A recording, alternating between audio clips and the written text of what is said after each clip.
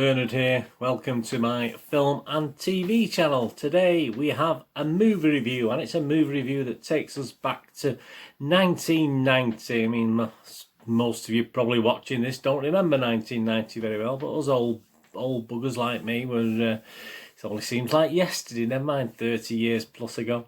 Yeah, we're going to look at a film called Rent a Pal. Please, if you're new to the channel, push that subscribe button, push the bell notifications so you know when these vlogs are coming out. I do movie reviews, TV drama reviews, quizzes, information vlogs, etc. Please check the playlists, and please subscribe if you've not already done so, please, and thumbs up if you like the video, please. I'm trying to get at least 15 to 20 thumbs up every time I do one of these. It's yeah, I'm getting there. I've got 18 on one the other day, so we're getting there. But please, if you can leave a thumbs up, it's fantastic. And just leave your comments as well. It's nice to know you're out there. It's nice to get views, but it's nice for people to comment on these vlogs that we do.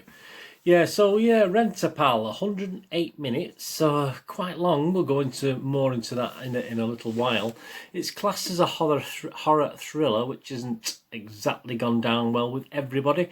Written and directed, and I think it's his directorial debut, by a guy called John Stevenson. It stars Brian Landis Falkins as the main guy in this, and Wil Wheaton's in it. I like a bit of Wil Wheaton. I mean, obviously Star Trek and the obviously other things I can't think of at the moment. Amy Rutledge also stars in this, but obviously it's mainly Brian Landis Falkins. It all revolves around him, to be honest with you. And as I said, it's set in 1990. While seeking a partner through a video dating service, yes, they used to do that, David discovers a strange VHS tape. VHS, not Betamax. They'd gone by the way by then, even here in the UK. I don't know what it was outside of the UK. A VHS tape called Rent a Pal, hosted by the charming and charismatic Andy, of course played by Wil Wheaton. The tape offers him much needed company, compassion and friendship, but Andy's friendship comes at a cost, and David desperately struggles to afford the price of admission. Yeah, interesting concept. I mean, nice little plot, wasn't it? Nice little idea, and little sort of will come into this as well later on.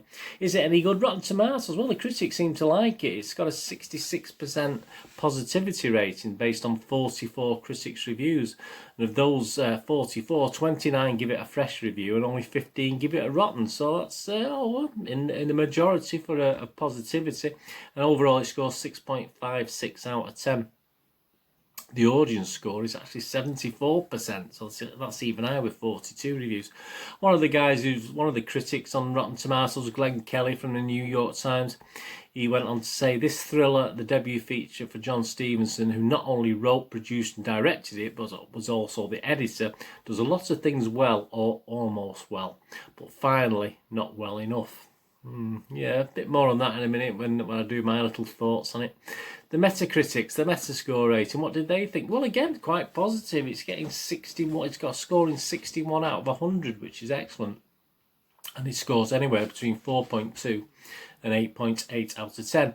One of the lowest scores was from Asher Liberto from the Playlist, who gave it 4.2 out of 10 and said, as the film becomes more of a conventional horror flick, it also leaves unexplored the darker realities of these contemporary fears for easier, gorier thrills. The Hollywood Reporter's Frank Shecky liked it though. He gave it 7 out of 10 and went on to say, what makes the film work as well as it does, at least up to a point. So again, there's even in that, he's not going full hog, is he? The perfectly calibrated performances. Falkins is superb as a socially maladroit Andy. He is, making his character sympathetic and his genuine satisfaction in being a caretaker, despite the personal toll it enacts. And Wheaton, yeah, whose entire performance consists of sitting in a chair and talking directly to the camera, uses innate likability to at first disarm and then chillingly creepy effects. So yeah, I mean, again, I can't disagree with that. It does even though you only actually see Wil Wheaton on the telly, it does a good job. Internet Movie Database, Spell, Joe Public, you and me, a lot of ratings, over 500 ratings on there, and they're scoring at 5.9 out of 10, so just below that magical 6 out of 10 mark. But that's not bad. That's something when I look at it, if I ever look at our Internet Movie Database before I watch the film, if I see something like that, I think, oh, it's got potential, this. And obviously there's a few comments from the watchers of this, and I'll just run through a few now. This was a pleasant surprise, not a horror. That is a sad, emotional thriller with great acting. The VHS man represents the dark side of David, with all the burden from his sick mum, and it's deep down what he struggles between responsibility and relief. This is such a real life situation and film in such a unique way. The last 20 minutes is the best, so they seem to like it. A clever indie film, someone else said.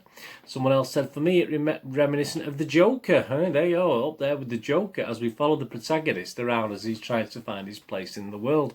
Someone else wrote, great descent into madness. Someone else wrote, not a horror, more like a drama with an edge. Someone else said, this is not a horror, so don't go in it for that. It's more of a psychological thrill than anything. Overall, it's a decent film nonetheless. Maybe a little slow at the start, but stick with it. It's worth the watch. Someone else wrote, terrible ending. See, some people saying the ending was good and some people saying not. Someone else commented, just simply trash. Someone else said, if you'd like to watch, and this is the last one I'm going to look at, if you'd like to watch a disturbed middle-aged man who lives in his dementia-stricken 72-year-old mother's basement, this is for you. The last 20 minutes are the horror thriller moments, and coming from a seasoned horror movie fan, they aren't much lost on this one. So there you go, that didn't like that. My thoughts, movie game nostalgia thoughts, what did I think? Well, yeah, I mean, most of the public who actually left, I didn't cover it all there, but have left a written review, actually liked it. There's a lot of positivity, and that's always a good sign, because people can easily leave a poor score and not make a comment as to why they've left a poor score. So the fact that a lot of positivity on the written reviews is a good sign. I wouldn't say the criticism I have read out there was totally unfair. Certainly, if you do go into this expecting a basic horror movie, which it could easily have been based on what we saw, then you may be a little bit disappointed. I mean, did it need to be as long as it was, an hour and 40 minutes? I mean, all right, you've got to take the credits out, but again, it probably didn't need to be that long. It would have been far better. And I say there's slight little tweaks to the script, perhaps. It would have been far better and tighter as a film with perhaps 20 or 30 minutes lopped off it in total. So obviously in the editing suite, he could have done a far better, tighter film. But then again, it's all to do with budget, isn't it? And this is just a little independent production, so they've only got such amount of money. As a psychological low-budget thrill, it just about earns some of the plaudits that I've seen on Internet Movie Database.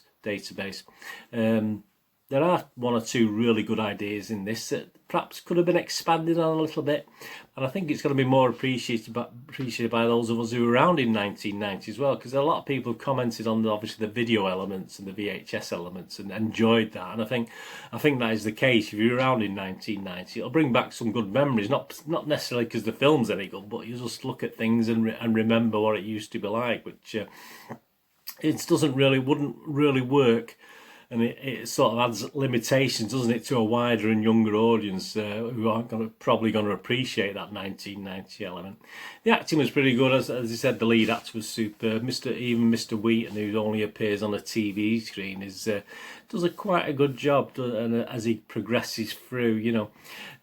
But I can't really go over the top with this. I mean, to be fair, it would have been a really good 25-30 minute Tales of the Unexpected, or even an Outer Limits episode. It's sort of that level. It's a very long short film, unfortunately. So I mean, as I say, it would have been far better. Certainly as an hour and 15, hour and 20 minutes, it would have been a lot better. And certainly as an episode of one of those programs I've just spoke about there, it would have been a good watch. And yeah, it won't last long in the memory, obviously, but yeah, I mean, comparisons with things like The Joker, I mean, that's perhaps whoever left that has had something to do with the film, and so. But I can see what he's getting at. But I mean, obviously, don't be fooled by that sort of comparison, obviously. So yeah, a very long short film is how I'd probably sum it up. My movie game nostalgia rating, yeah, I'm not gonna give it the 6. I mean, it nearly got a 6 on Internet Movie Database. I'm just gonna give it that sit on the fence rating that I do. That I wouldn't put you off watching it, but with the proviso. So I'm gonna give it the 5.5 out of 10, which means it was okay. I wouldn't say I wasted an hour and 40 minutes. I wouldn't have minded wasting an hour and 15 or an hour and 20, but. Yeah, I'm going to give it 5.5 out of 10. Just sit on the fence with that one. I'll leave it to you. Let me know in the comments if you get to watch it. As I say, it's not a total disaster, but is just very, very long for what it is, and it's such a shame because it isn't a bad synopsis. It isn't a bad idea actually, as I said, but it does have that Tales of the Unexpected or the Outer Limits sort of Tales from the Crypt sort of thing, sort of feel to it, which is very good. Right, MGN rating 5.5 out of 10. The poster. I sort of like the poster. I know it's plain, isn't it? But again, I like these posters that sort of tell you on the tin what it's all about, and that pretty much does, doesn't it? That does tell you what it's all about. So yeah, I'm going to give the poster victory over the film today. I'm going to give the poster my standard. That I'll have it on the wall behind me. If I had a copy of it, a standard 6 out of 10 for the poster. So the poster wins that little competition today with the film. Anyway, thanks for joining me. Please check my links that are on screen now. And if you friend or follow me on Facebook and Twitter, I do check every couple of days and friend and follow everyone back. So if you're after new friends or new Twitter followers, please do that and I will sort that out for you. Please, you can get onto my little website, moviegamenostalgia.com, for old rare DVDs, movie posters from the 1990s and 2000s, some board games as well on there. So if you can have a look at there for me, that'd be absolutely fantastic.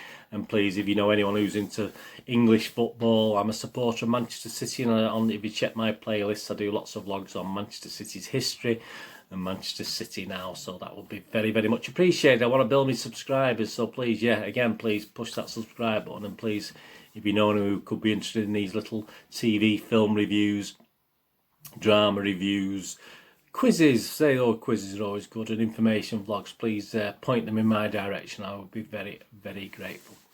Anyway, thanks for watching today. Whatever you're going to do the rest of the day, have a great one. Look after yourselves, look after your friends, look after your family. Let's all look after each other. And please, until we meet again, please stay safe, everyone. This is Bernard saying thanks for watching. Bye-bye for now.